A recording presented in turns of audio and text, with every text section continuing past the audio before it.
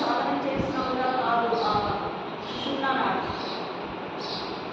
ఆ సుషుమ్నా నాడి పరమశివుడి నివాస స్థలమైన సహస్రారం నుండి కుండలిని స్థానమైన మూలాధారం వరకు అఖండ రూపంలో వ్యాపించి ఉంటుంది.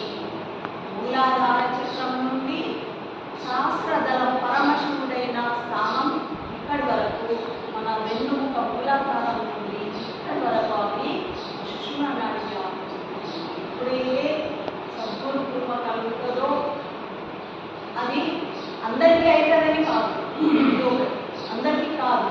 కొందరికి ఒక చక్రంలోనే ఉంటారు మూలాధారం, ఇంకొందరికి విశుద్ధ చక్రంలో పోతారు, ఇంకొక ఇట్లా ఒక్కొక్క చక్రమే ఇదైతుంది. కానీ ఇక్కడ దాకా